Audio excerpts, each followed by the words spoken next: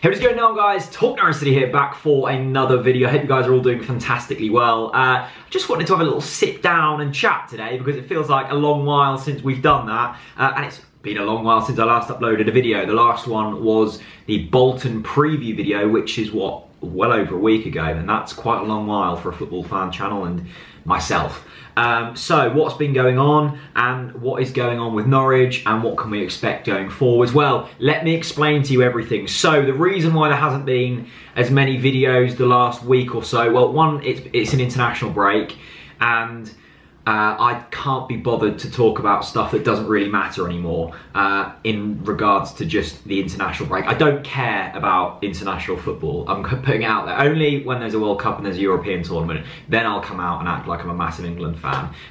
Complete fair weather England fan, I get it. But when it's an international break, and especially when we've had such a relentless fixture list going into that international break, it's quite nice just to have a bit of a detox. And I know that that's quite bad when I'm running a Norwich City fan channel, but a few other things have been going on. I'm sure a lot of you guys know I haven't, well, I suppose it's still a fairly new job. I started in September. That job is very demanding. I say it's not demanding, I'm absolutely loving it, but in terms of the time it takes out of my day, it's very demanding. I'm working like pretty much 12-hour days from time of leaving home to getting home. So that takes a considerable chunk out of the day, and obviously I can't do this stuff when I'm at work. So all of my focus is going on that at the moment, which is great. I'm loving it, and that's the point I've always dreamed of getting to, and thanks to this I've got to that stage, so I'm having to focus on that hugely. That's not an excuse at all, and yeah, that's just how it is. As well as that, my girlfriend's living in London, so I'm spending a lot of time down in London when I can at weekends, etc. So I'm missing a few away games here and there, but that takes priority. And yeah, but it's not all bad because we've got a lot of content lined up, thanks to our various sponsors, and welcome on board to the Body Centre, a fantastic local company again. It's amazing how many local companies are back in TalkNorwichCity. We are hopefully bringing a brand new member on board, the TNC Army soon, and he's going to be running the website hopefully. So yeah, remember, we've actually got a website that's been laying dormant for about 9 months. Hopefully that's going to be up and running, so there should be daily content on there. We've got, fingers crossed, some really cool podcast guests coming up, and we're talking like next level guests that me and Chris have been working on really hard. And to get these next level guests, you have to develop relationships with different people, and that sometimes means complying to certain rules. And when I say certain rules, I mean complying to EFL rules, you know, just doing things the right way. And we've now got to a stage where we're not an amateur fan channel anymore. We are generating revenue, and that means that you have to behave in a certain way. So if you've seen me speaking in a different manner or putting my opinions across in a different manner, that's just because that's the way it is now, and that's the way YouTube is going, and that is the way, well, TNC is going, and that's the way I want it to go, because we've worked bloody hard to get it to this stage, and it'd be stupid to go backwards. So things are changing a little bit, a slight less content at the moment, but it's only because it's an international break. I saw someone was like, is Jack dead? I'm still alive. I'm still alive, I'm still here. Slightly sleep deprived, but don't worry about that. But yeah, basically everything's fine. I've just got a very busy life at the moment, and I'm loving it.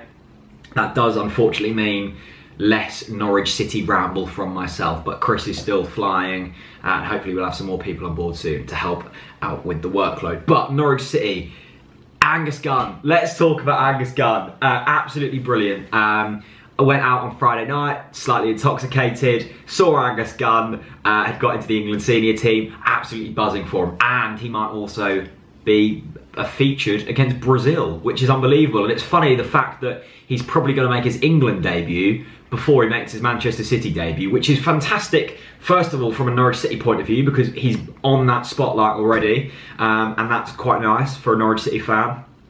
Second of all, he bloody deserves it. He's fantastic. I think I've forgotten that he's only 21 years old, and a lot of people have forgotten that he's only 21 years old. That man holds such maturity upon his shoulders, and as well as that, James Maddison has got into the under-21 side. Just thoroughly deserved, and small wins throughout the season, and they've certainly probably been our key performers this season, and they bloody well deserve it. That also probably couples with the fact that they are going to be sniffed about in the January transfer window, and there are going to be people coming in for them, but you want your players to be getting sniffed about. It means that they're doing well. In terms of the form, I suppose that is a slight worry, isn't it? The Bolton game I never actually reflected on. I was watching it in some dodgy sports bar in London on a dodgy stream. We weren't great, were we? And I think some people have kind of reviewed that game in a similar manner to when we lost to Millwall. It certainly wasn't that bad, but there's only so many games you can get away with a game plan where you're soaking up pressure and you're relying on a piece of quality or a very clinical edge. And we could have quite easily been 2-0 up in that game in 10 minutes, but we didn't have that clinical edge that we did against Reading, Middlesbrough, Sheffield United, and we didn't defend as well as we had against Middlesbrough, Reading, Sheffield United. And them two things coupled up means that you're going to lose games, and that's going to happen. Now all eyes turn to Daniel Farke. Has he got a plan B? Well, we'll see. Are the players up for it? I think so, and I don't think there's too much to worry about, really. I just think it was very relentless. A lot of our players were tired. We had some injuries: Nelson Oliveira, Alex Pritchard, Tom Tribal was shattered, Alex Tete is out. That's of course the core of your squad gone, and then when you're having to play the same players twice, 3 times a week, that's very demanding, and you're not going to be able to stay at a consistent level throughout the season with them kind of hiccups.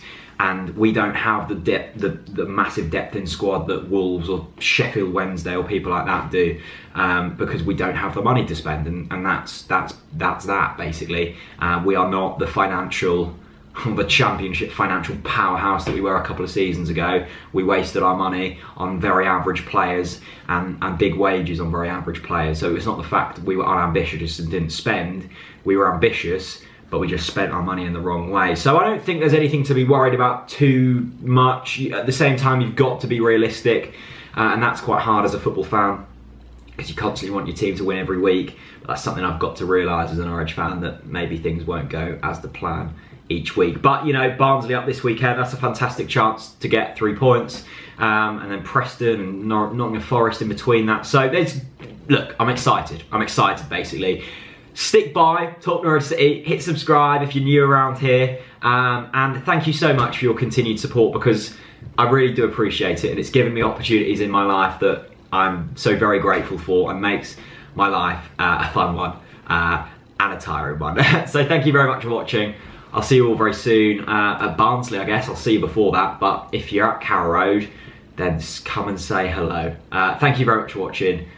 All of our sponsors down in the comment section below, they are in the description below. They're all fantastic people helping us out. See you later.